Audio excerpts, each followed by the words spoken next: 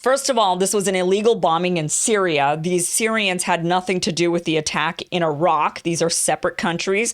I know that they like to make us believe that we're all a bunch of idiots that can't tell one country from the next in the Middle East. But I'm pretty sure we all can agree that Syria is not Iraq. So over the weekend, Biden claimed that his illegal bombing of Syria was actually an act of self-defense. Check out this letter that he'd sent off to Congress. He sent this off on Saturday, a letter to the Speaker of the House and President pro temp of the Senate, consistent with the War Powers Resolution. So here, dear Madam Speaker, dear Mr. President, at my direction on February 25th, 2021, United States forces conducted a targeted military strike against infrastructure in eastern Syria used by Iran-supported non-state militia groups. So just a little bit of background. February, I believe, 6th, 14th, 15th, or 16th. It might have been February 15th. So what happened was back February 15th, the United States received rocket fire from Iran-backed militia forces in Iraq. So this happened in Erbil region of Iraq, and which is the Kurdish region of the country. And there were 14 rockets that were fired. 3 of them ended up hitting U.S. coalition bases that were near the airport. And 1 contractor was killed. A U.S. service member was injured, as well as about 13 other people were injured. This was done by what they claimed were Iran-backed forces. Now, remember, Iran-backed forces is just a term to make you feel like Iran did it, when in reality, these are Iraqi forces that did this, who are not aligned with the West. Iraqi forces that want America out of Iraq. If you remember, Iraq has, we've been there for a very long time. They've asked us to leave. They've actually voted to have us leave. The government has voted to have us leave. They no longer want us there. They no longer believe our services are needed in Iraq. So the Iraqis want us to leave. Now, the problem is with America and how we're viewing Iraq is that the Iraqi government, the Iraqi people, they're cozying up a little bit too much to Iran. Now, remember, Iran is their next door neighbor. So comparing Iran to the United States all the way, 8,000 miles away or 10,000 miles away, it would make sense that they would be closer and would have shared culture, would have shared values, would have, some shared, with Iran. They share a lot. They share a border with Iran. So they're tending to be closer and cozier to Iran. We don't really like that. And of course, we want to remain in Iraq in order to surround Iran. That is the ultimate real objective as to why we're still sticking around. There's really no reason for us to be there anymore other than the fact that we want to surround Iran. So when these Iran-backed forces attack us, what they're really saying is these are not Iranian forces attacking us. These are not Iranians attacking us. These are Iran-backed forces, which are Iraqis attacking us, saying, get the hell out. So the U.S. said, well, we're going to take some time to find out really who did this. And there was a group that actually came out and said, we did it. And they're a group that actually helped defeat ISIS and al-Qaeda. And they said, we did it. We don't want you around anymore. We did it. They took responsibility. And the U.S. still once again said, well, we still call them Iran-backed forces. And then on February 25th, the U.S. decided to bomb an area of Syria, which doesn't really make sense when you actually think about it. Iraq. We were bombed in Iraq by Iraqi forces that were Iranian-backed, and we go and we bomb Syria, right? So that makes a lot of logical sense. And Joe Biden says, no, it was a matter of self-defense. We did it in self-defense. That's why we did it.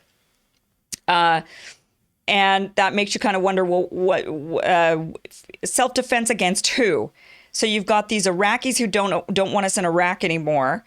And they're actually acting on what they would believe to be an act of self-defense. And so they have bombed us to get, they're sending signals to get us to leave.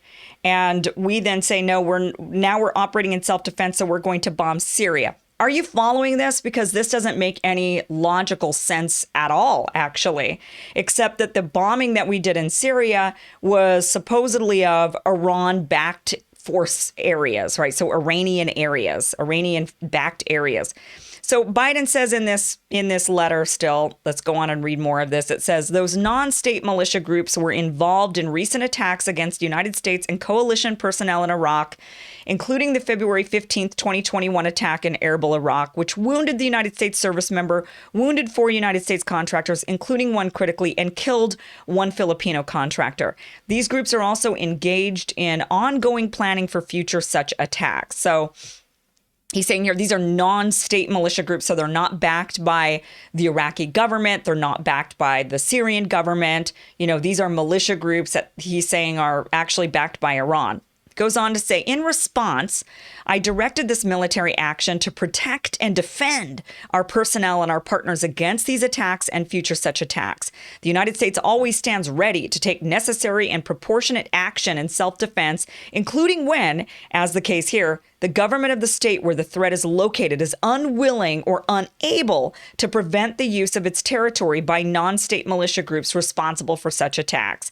So he's saying, I did this in order to defend our personnel and our partners against these attacks and against us from future such attacks. So, okay. First of all, this was an illegal bombing in Syria. These Syrians had nothing to do with the attack in Iraq. These are separate countries. I know that they like to make us believe that we're all a bunch of idiots that can't tell one country from the next in the Middle East. But I'm pretty sure we all can agree that Syria is not Iraq. And if we are attacked in Iraq by these Iraqi forces who want us to leave, and then we say, well, we're acting on self-defense, and so now we're going to bomb some area in Syria, this doesn't make any logical sense, especially when you take into consideration that the very groups that we are attacking now in Syria, and also those that are in Iraq, are the very groups that defeated Al-Qaeda and ISIS. And the last I recall, the reason we are even in the Middle East to begin with is to defend ourselves against ISIS and Al-Qaeda, right?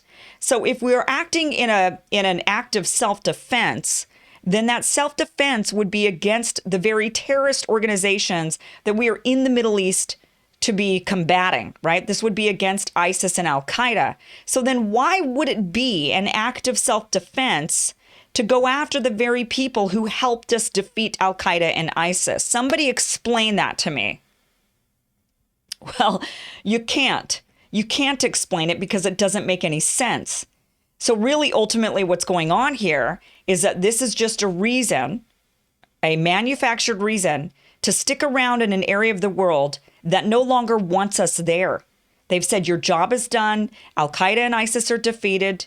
We need you to leave. We've got it handled. We've got the rest of this. We want you to leave now. Now you're the invader. So these very groups that helped us defeat Al-Qaeda and ISIS, they're trying to maintain their sovereignty. They're trying to maintain their country. Maybe they've got some, these various different militia groups have some various different ideas on the government that they would like their country to be, how they would like their government aligned in their countries or whatever. That's an internal squabble. It's very similar to what we deal with here in our own country when we deal with, well, who should be president of the United States and who should be in power, Republicans or Democrats, or maybe even a third party or whoever, right? Those are internal squabbles that we don't need to be involved in. So you've got various different political groups and political ideologies rising up in these countries. That's fine. That's fair enough. They're going to do what they're going to do. They're going to have their internal battles. But at the end of the day, the reason why we were in the Middle East was to defeat ISIS and Al-Qaeda, really to defeat Al-Qaeda. And then we created ISIS, and then we had to go and defeat ISIS. And these groups are helping us. They did help us do this. And now we're attacking those very groups. So that does not look like an act of self-defense. It actually looks like they're acting in self-defense. They're trying to get the invaders out of their country. They now want us to leave.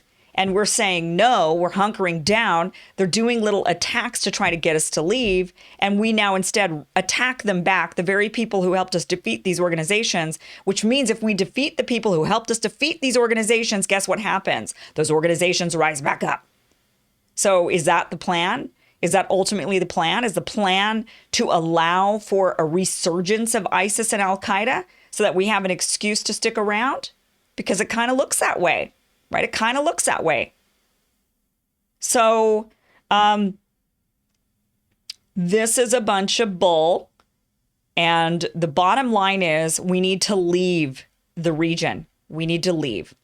Joe Biden is just re-implementing Barack Obama's old policies.